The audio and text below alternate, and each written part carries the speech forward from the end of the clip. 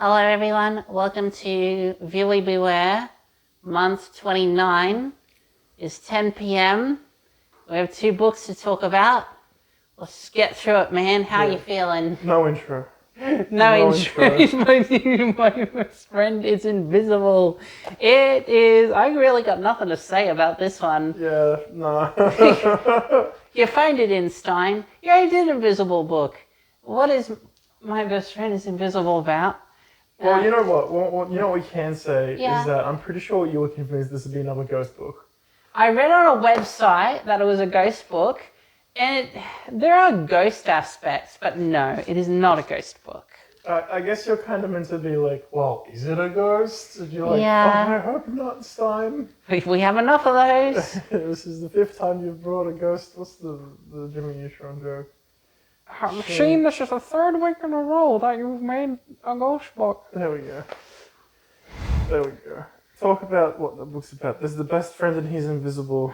It's pretty crazy. The cat is so scared on the cover. I think that's the best part of the entire book. It's how fucking scared that cat is. What's the cat's name? Brutus. Brutus. Best name we've ever had. Love Brutus. Brutus the ginger cat? Hell yeah. I don't even remember any of the other names anymore. I remember Trigger.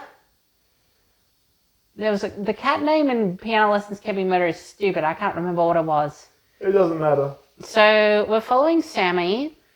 His parents are scientists. Never happened before. And they play with light.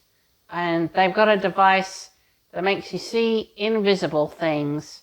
That won't come up later. That gets mentioned at the start. And you better bet some kid was like, oh, Mom, I thought it'd be important and I was right. And she was like, that's great, son. Good for you, Jimmy. So him and his friend Roxanne are working on a science project which involves investigating a haunted house called Hedge House. I personally believe a haunted house is not the subject of a science project, but I guess I'm wrong. Sammy starts noticing strange things.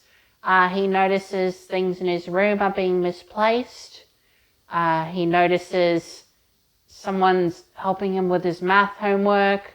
And then he sees floating pizza. And his family like, you ate the pizza, Sammy. Well, you're not getting any dinner. I'm sorry, I stopped listening. Did you mention the window? The window? The window, he goes back into his room and the window's open and he goes, I thought I closed that, and he keeps closing it. Okay. That's like the first thing that happens. I was giving examples. We don't need to list all of them. I don't even know why I brought it up. Keep going. Okay. So No, it is important for later. No, it is important for later. you'll need to remind me. You do need to mention the windows. Okay. Thank you for mentioning the windows. I'm So so tired. now they're having dinner, but they also have pizza in the fridge. I don't know what's going on there. Surely you're having the pizza if you've got pizza. But I don't know. So eventually Sammy discovers that what's happening is that he has a new invisible friend called Brent. Brent wants to help Sammy. And he's like, cool. He's like, yeah, I got an invisible friend. That's neat. I'm going to show Roxanne. And then Brent gets shy and doesn't do anything wrong. Roxanne shows up, so Roxanne thinks Sam is crazy and tells everyone at school, and they're making fun of him. And then they got a relay race, and You're missing when Brent does the wrong answers on the chalkboard. That's the TV adaptation. No, that happens in the book as well. It happens in the book, but he gets it right, and it's before he finds out about Brent. Yeah. Yeah, but you still missed And I did mention it. No, you didn't. I You did suck. mention You it. suck. I did mention it. Shut the fuck up. You know what you didn't mention? You didn't mention that that Brent is not his best friend because the friendship is being entirely forced upon the other kid. You didn't mention that. I'm not. You didn't mention that. I'm not because the title of the book is wrong. Because it's not my best friend is invisible. It's an invisible kid wants to be my best friend. There's a relay race.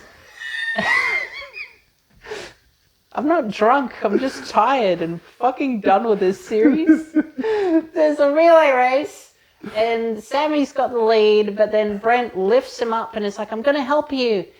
And then I'll prove to you that I'm the best friend. and then, which is something that no person does. Something's wrong with Brent. Maybe he's autistic. I don't know. Can we not diagnose the kid? Can we not diagnose the invisible kid? Yes. And Brent trips, and Sammy loses the race, and Brent's like, "Oh, I'm sorry. I'm trying to be your friend." And Sammy's like, "No, everyone hates me, and you won't tell people you're real, and you ruined my race. So you fuck off, Brent." And then, so Sammy and Roxanne go to Hedge House, and they see a ghost, but they don't see it because ghosts are invisible. So stuff flies everywhere and like picks up Roxanne and throws her into a wall. It's like, whoa. And they run out and they're like, "We got it filmed. Isn't that crazy?" And then Brent reveals, "Oh, that was me. I was the ghost." And Sammy's like, "That's it, you piece of shit. I hate you. You threatened my friend. I'm done with it." And then the parents walk in and like, No, the reason that the window was important was because he was trying to kick him out because he keeps getting hot, and he kept making his room even hotter to try and get him to leave. You forgot about that very important plot point. it didn't come up in the plot summary, so it can't be that happened. important. It happened. Yeah. Okay. And he tried being like, "Wow, you know who would be a really good best friend? What's her name? Roxanne. You should go be friends with Roxanne instead."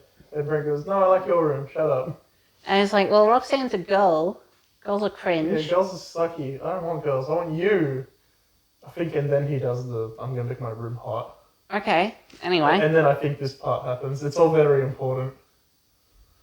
So the parents walk in and they're like, "Sammy, you need help. We're taking you to a doctor."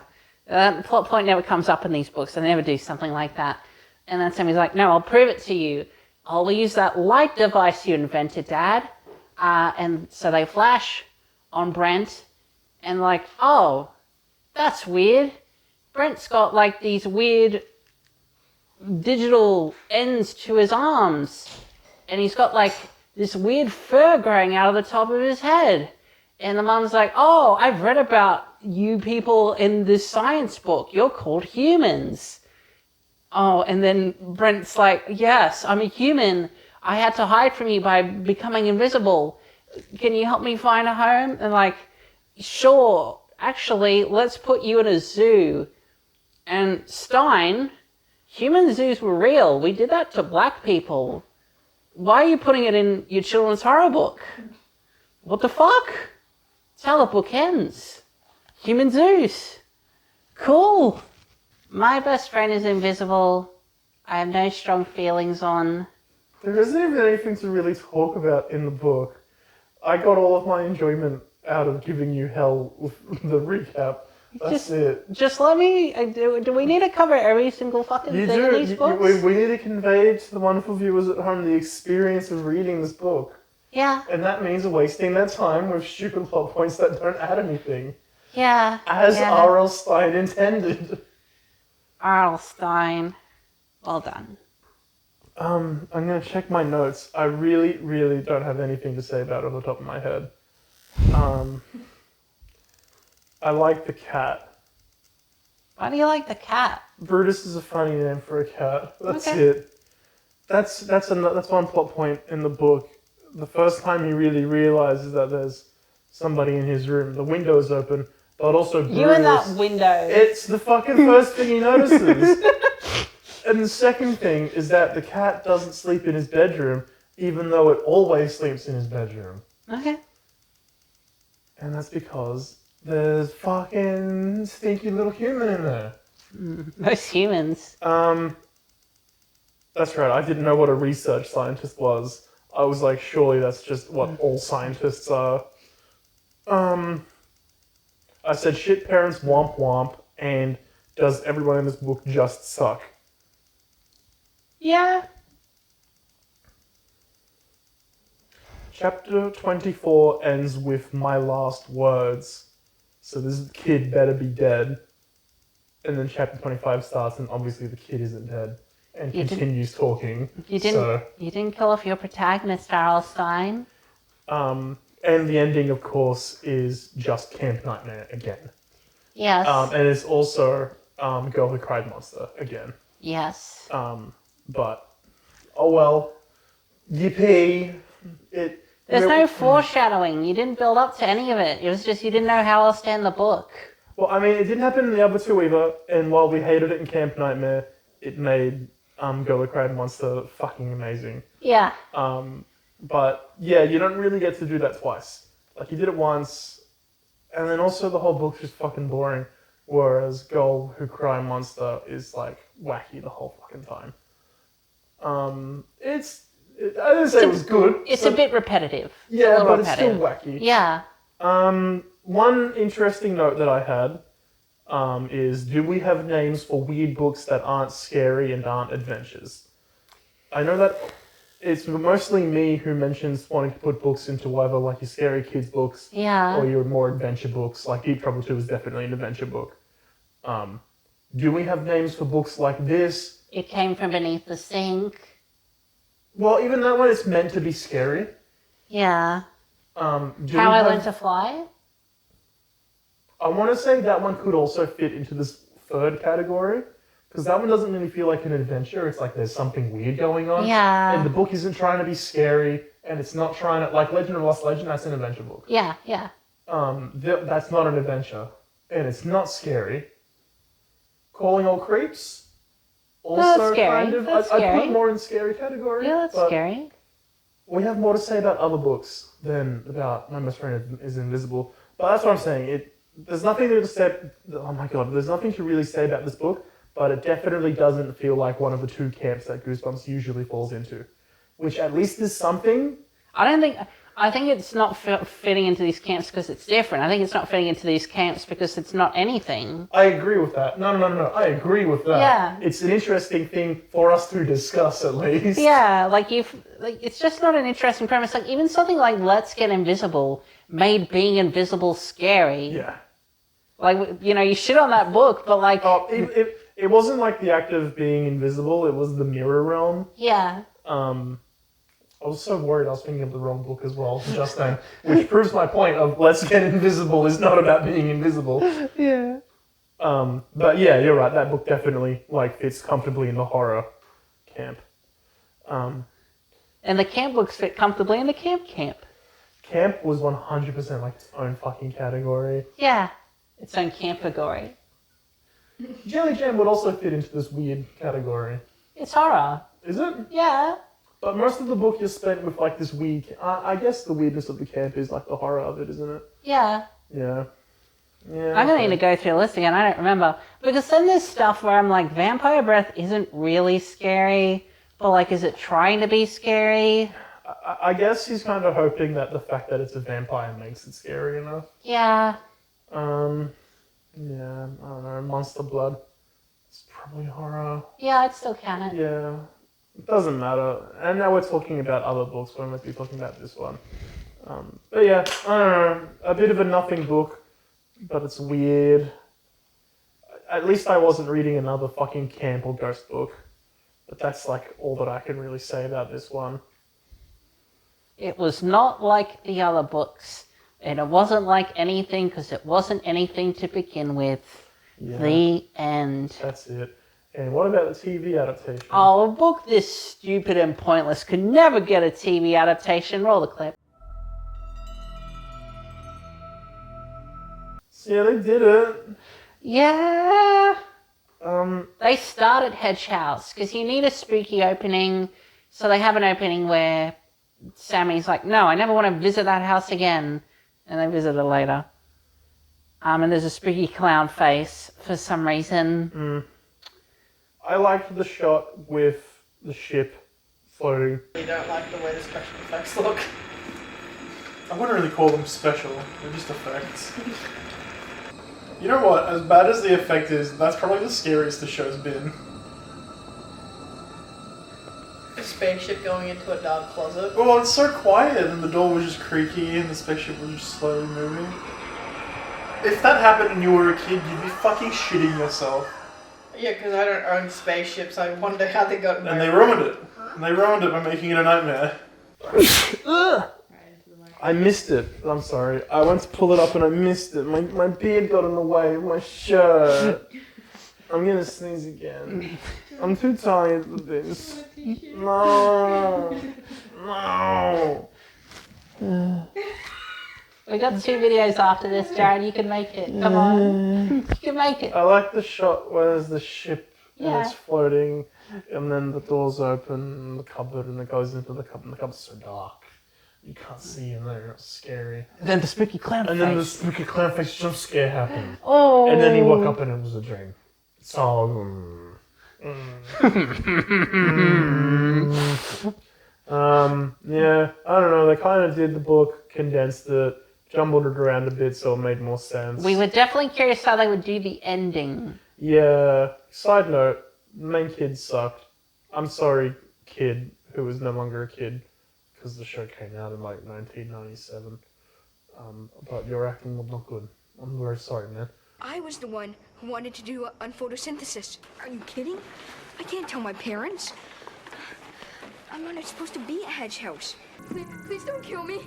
I never thought about killing him. Forget I said it.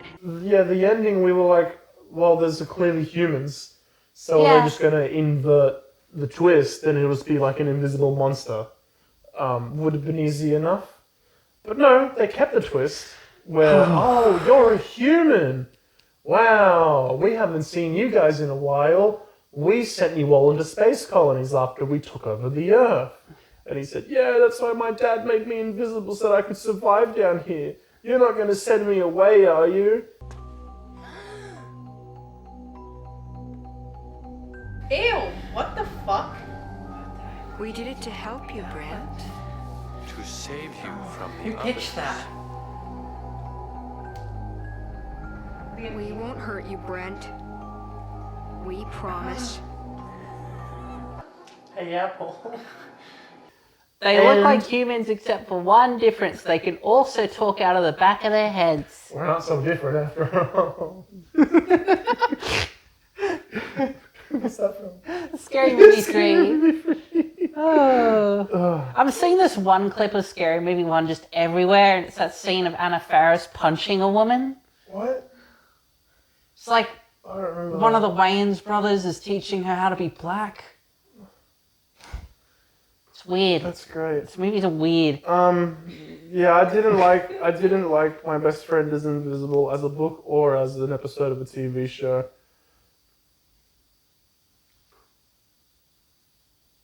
Are we cutting there? Oh God, yeah, I guess so. Okay, let's cut We're there. so sorry. We're not trying, but neither is R.L. Stein. You will beware. You're in for a scare. Fun fact, this could have came out about 3 weeks before my first birthday. What the fuck? When's your birthday? I think Right, this like, show what's finished it? before I was 1st born. of October? What the fuck? Now I just want to rewatch I Saw the TV Glow.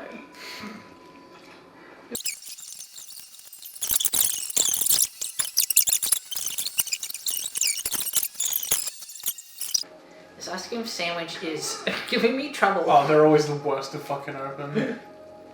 But then they're so good when you can eat them.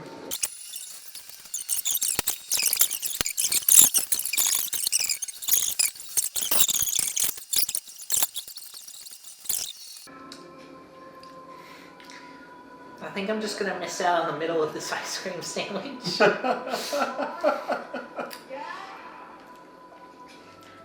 Just get the scissors. No.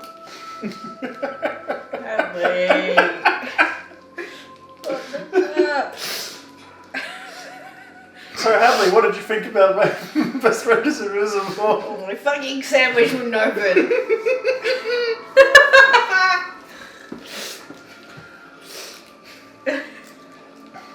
Why? Hadley, you're missing it. The best friend, he's invisible. Wow! Oh my god, Hadley, what did you do? I'm working on it. Hadley, how did you fuck this up so I bad? don't know what to do. You're fucking dying of fucking ice cream sandwich. I'm sick of your fucking shit, bitch. Like I'm still gonna propose to you, but I'm very sincerely worried about you. I gotta get to my notes quickly. But Deep Trouble 2 was definitely better than My Best Friend is Invisible. Yes. Still not a whole lot to say about it, but it's definitely better. I was excited for the Deep Twins to return. I could not fucking tell you why. I realized in the lead up to this video that I've been talking about the Deep Twins more and more. And then when I tried to think about the original book and go, damn, why am I suddenly latching onto these guys? I couldn't think of anything. Yeah. So, I don't It's know. just annoying brother and Frankie's sister. We get this in every book. Yeah, I don't know what the fuck. I think it's just a cool name, the Deep Twins. It's probably the fact that they come back in the Horrorland series as well. Yeah. So I'm kind of like gaslighting myself into thinking they're a bigger deal. Well, if that's the logic you're going off of, you should like the protagonists in One Day at Horrorland. Really? Do they come back? Yeah. They don't get their own book, but they do actually come up as supporting characters in like the finale books. Really? I never knew that. Yeah. That's pretty interesting. Unfortunately, I'm never going to read those books. My issue with those books is when you have like a large group of Goosebumps protagonists, you realize they all have the same fucking personality. Yeah, and they're all R.L. Stein. You can tell he just starts rolling a dice to see which characters he's assigning dialogue to in the scene. Oh, God. And like, it kind of makes sense for like standalone books because it's meant to be something that any kid could pick up and They're imagine archetypes. themselves in. Yeah. But fuck yeah, you can't do like an Avengers of Goosebumps characters. Anyway, Deep Trouble 2. Talk about the book, please. The best part about this book is that once it starts, it never stops. It just keeps fucking going. I didn't do my job, and I actually can't remember how the book starts. It is like 10:30, and we had to record other stuff before this, and I'm the one who has to set everything up. So while Hadley gets to sit down and like check her phone for like what's happened in the book, I'm setting up the lights and the camera. So I'm going to quickly have a little read. We'll see ya in a couple of minutes. What happens at the start? What's the opening scare? Okay, so. And I'm sorry in advance for how shit this is going to be. Feel free to interrupt me so I can get mad. I don't remember this book either. You've got the Deep Twins are back. They're back at it again. They're on the boat with their uncle, who is a scientist. Not a research scientist, a regular scientist. He's a marine biologist / crazy inventor man. His name's Dr. Deep, and they're the Deep Twins. The boat is called the Cassandra. I'm just giving all this information. While you're thinking of the plot? Yeah. The book opens with, what's his name, Billy. Billy is like chilling in the water and he's like, oh yeah, I'm a year older. When I was here last year, we found mermaids, but we couldn't tell anybody about the mermaids. This is actually how the first chapter goes. So yeah, that was pretty cool. Anyway, I'm chilling in the ocean right now, and then a tentacle grabs him, and he's like, oh no. And then chapter 2 is like, and then the tentacle grabbed my throat and started to pull me under the water, and you're like, oh no, a kid's gonna drown at the start of the book. And then the third chapter is like, and then I tickled the monster, and the monster said, stop it. And then I tickled the monster again, and she was like, Billy, leave me alone, stop it. And the tentacle monster was actually my sister, and I'm daydreaming all of this. And she's like, you're not daydreaming one of your adventures again. And I was like, no. And then the book actually starts. They are... What happened next? Please don't do this every time. They're still out in the water, and they notice a shark fin. But it's a really big shark fin, and it's swimming towards them. So they go, fuck shit, quickly get back on board the Cassandra. And they just narrowly avoid it, and the boat rocks, and they're like, whoa, that was one big fish. And then out comes Dr. D, and he's like, what are you kids doing? They're like, there was a big fucking fish, man. And he goes, nah, I don't see anything. Come below deck with me now, come on. Stay away from the water.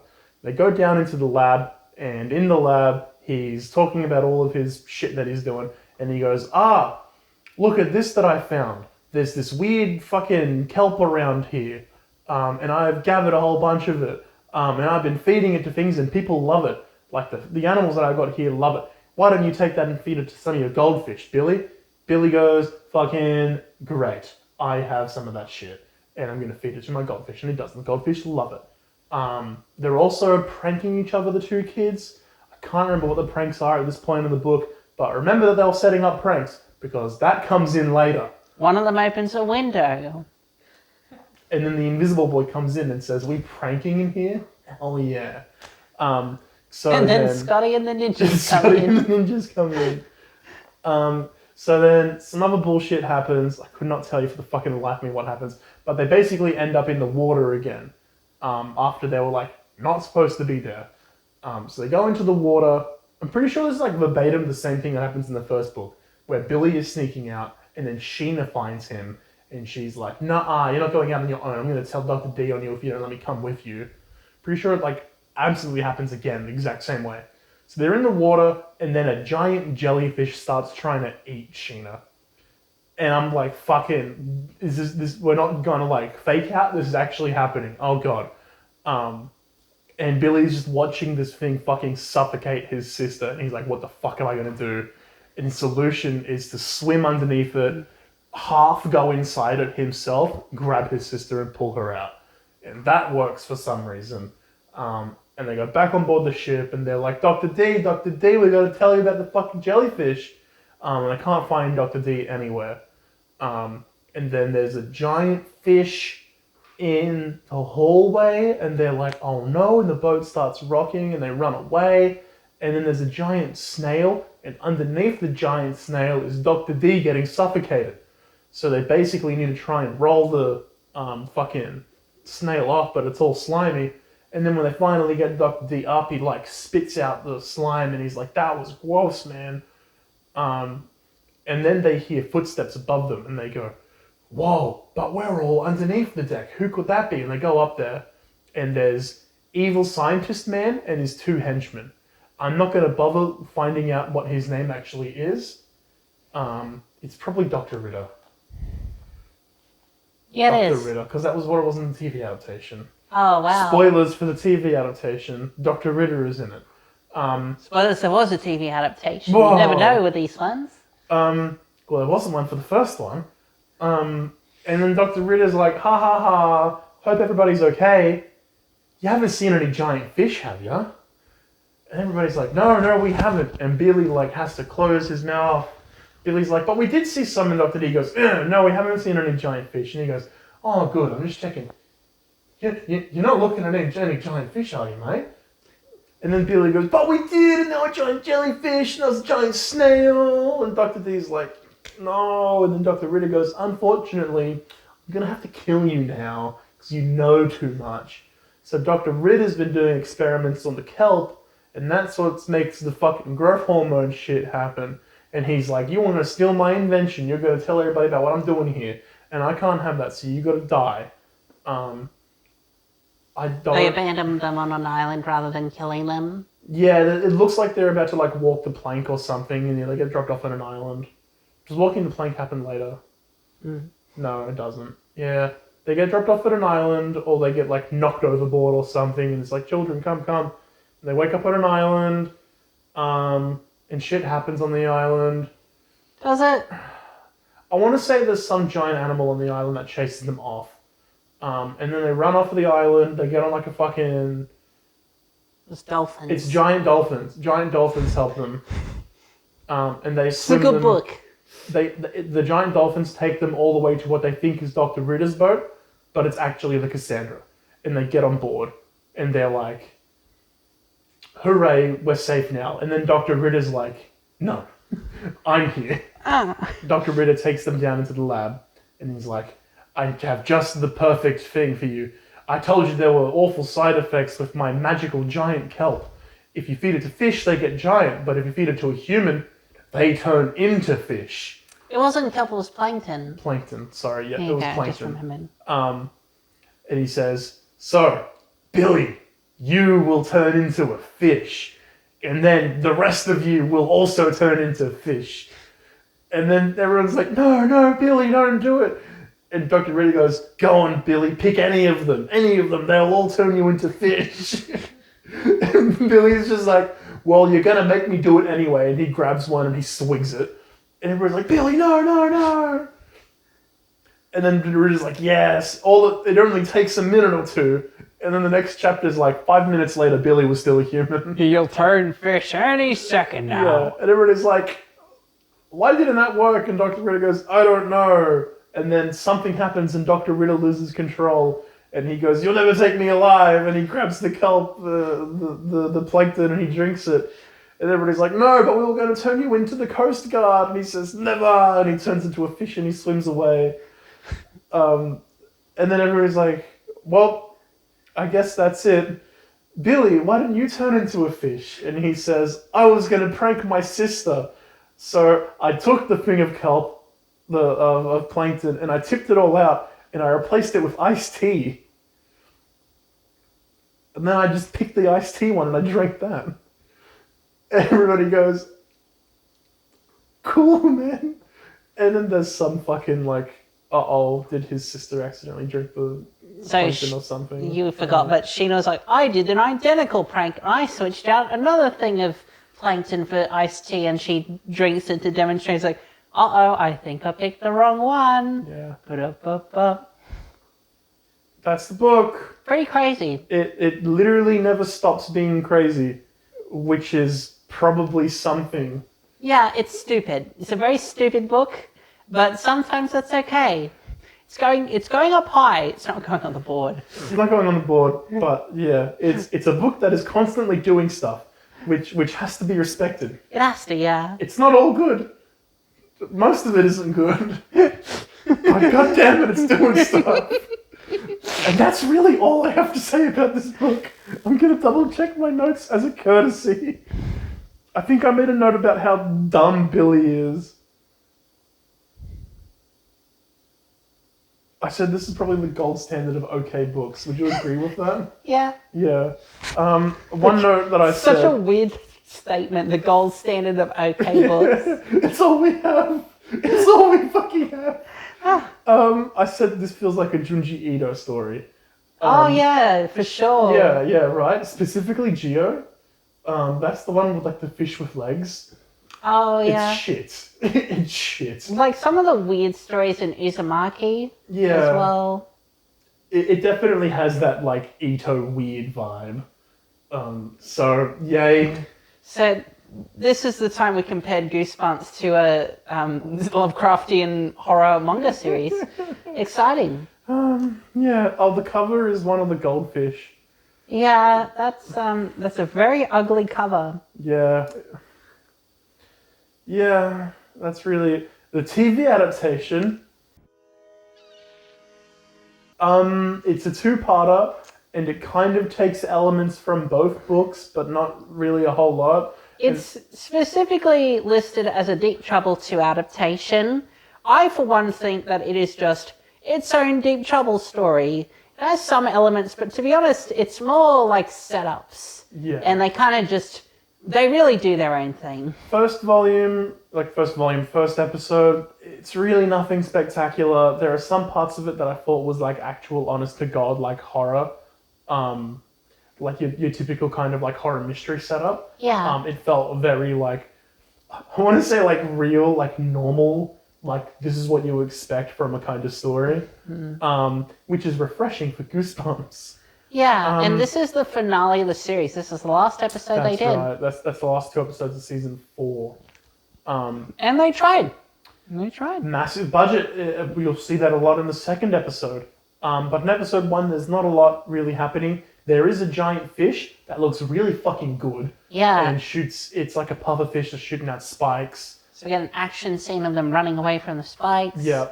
And that's like your Deep Trouble 2 connection. Yeah. Well, even like, Dr. Ritter, of course, is in it. Yeah. So big surprise, he's the bad guy. I feel like the first book had assistants, and one of the assistants went bad, and that's what they do with Dr. Ritter, which works fine, particularly because they never adapted the first book.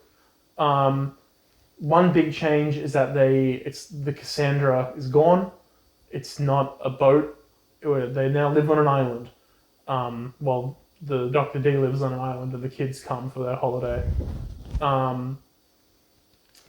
There's like a housemaid She's doing vaguely evil things, looking evil. Yeah. Dr. Ritter absolutely hamming it up, Jesus. Yeah.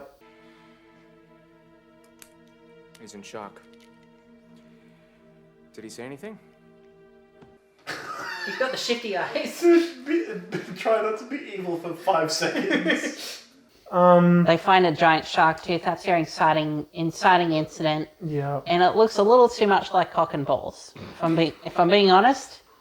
Why is that funny? She just said cock and balls. It looks a little bit too much like cock and balls. I think the gummy bit, the roots, they should have been a little less bulbous.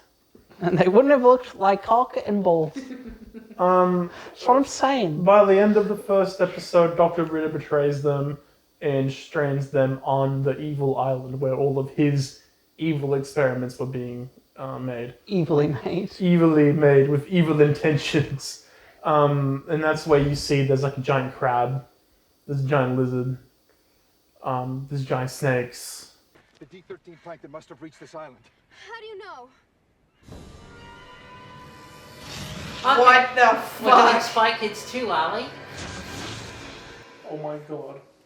It's megafauna. This might be the best episode ever. It's megafauna. Oh my fucking god. He's just. Oh, No, the giant oh my god, what the fuck? And it's like, wow, this man's working on some giant tech. That's crazy. And then the kids start getting kidnapped by these weird monster hands. And That's why pulled it's into the called underground. kidnapped. Because the kids were napped. Yeah. And it turns out these weird people that live underneath the island are humans that had been experimented on and turned into fish people, which is another Deep Trouble 2 connection, I suppose. It's got Davy Jones, Pirates of the Caribbean vibes. Yeah. The effects on them all looked really fucking good. Yeah. They looked genuinely really fucking good. That's pretty much it, though. There's not a lot more to say about these. It kind of culminates in seeing the fish people, and they look fucking great. They're about to, like, King Kong sacrifice Dr. D. They blame him for what happened to them. He's called Uncle Harold in this. Yeah, I didn't like it. The one thing I changed. And then the twins come out and they're like, no, stop it. It was Dr. Ritter. We can prove it. And the fishmen, they're just like, how? Think about it. Why would Uncle Harold, my brother, and I come to this island if we knew what was going on? Still not proof. It's reasoning. It's very good reasoning. It's not proof. It's Yeah. not proof. And the fishmen go, you know what? We weren't thinking about it. So sure. And then, like, the last 2 minutes of the episode happens. Yeah, and then it's like, step right up, see the incredible fishman. Oh yeah, Dr. D cures everyone. Everyone gets cured of being fishmen, and all the giant fish, they also get cured. They go back to being normal fish. Everybody except Dr. Ritter. And it's come one, come all. See the incredible fishman, half fish. $2 a fucking person. And the maid is running the sideshow, which is like her payoff. Yep. Even though she seemed to be working with Dr. Ritter. Oh well, I guess no wonder among thieves. Yeah, and then you see Dr. Ritter as a fisherman and it ends. I'm pretty sure they CGI the air bubbles in. Like, he's not actually underwater for that part. He's just standing there and Yeah. the water around him and bubbles coming out of his mouth. I guess I wasn't paying attention, but probably. Fact check that for me when you're editing, but I'm pretty sure that's... but yeah, that was it. They did it. It was weird and it was very unique, so good job. But they didn't really do either of the books, and can you blame them? It is interesting to essentially make your own entry in this series as your TV adaptation. I admire it. Especially that's your ending to the series. It's weird, it's fun. I recommend it. Yeah, that probably goes on my short list of like episodes that are worth watching. There's probably not for enough those of those. effects alone, Yeah. honestly. Yeah. Because it could be crazier. It's not Revenge of the Law I fucking Gnomes. knew it. I was waiting for you to mention it. It's not One Day at Horrorland. It's just it's a very well made episode. Yeah. Don't bother getting the board out.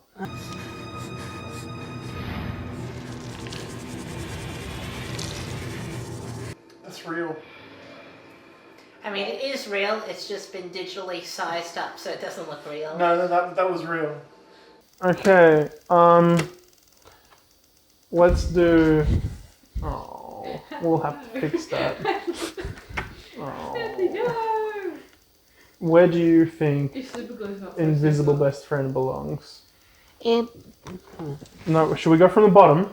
Okay. Okay. Camp Nightmare.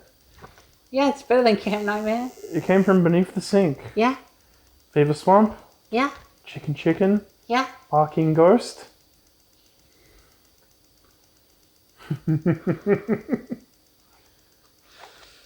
I actually think Barking Ghost is better. Yeah, alright, let's do it. Would Barking Ghost be another weird, non-horror book? No, that one's definitely horror because they're being like haunted by the Barking Ghosts for a while. But they don't do anything. No, but they're still scaring them. Yeah. It's Harry's Adventure is definitely better than My Best Friend is Invisible. Yeah, okay. Yeah, that's in the right spot.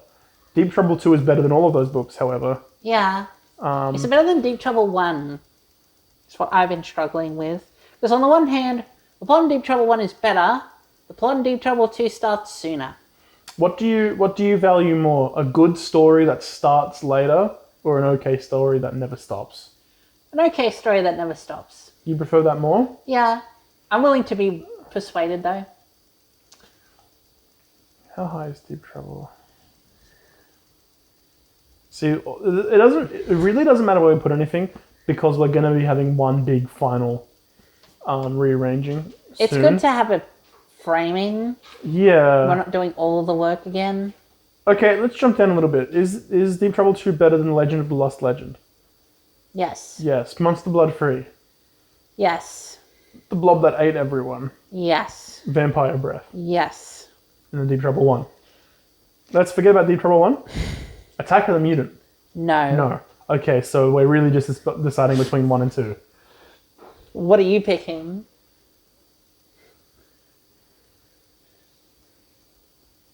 I want to say the stakes were actually higher in the first book.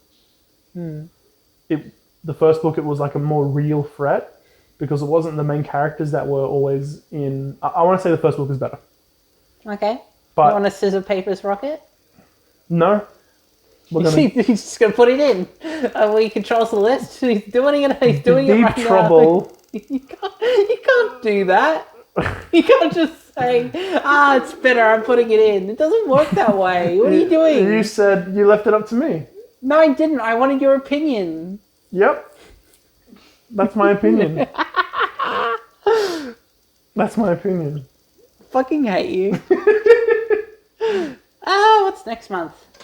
It's The Haunted School, which could be our last ghost book. It is our last ghost book. Thank fucking God. Oh my God. And then it's Werewolf Skin. You've been pretty excited for Werewolf Skin. I'm very excited for Werewolf Skin. We've been that. Yeah, get rid of it. Werewolf Skin I'm very, very excited for. And that's our second last month. It's also our last Halloween month, so we're doing another board game. I forgot about that. Yeah. I'm very excited for that board game. This is the board game that's not based on any book specifically. So that actually, in my opinion, makes it better because it doesn't have to try and fit itself into a specific mold of like the story. It can just be like, yeah, this is a spooky fucking board game for kids. Done. Okay, I'm gonna go to bed. Goodbye, everyone.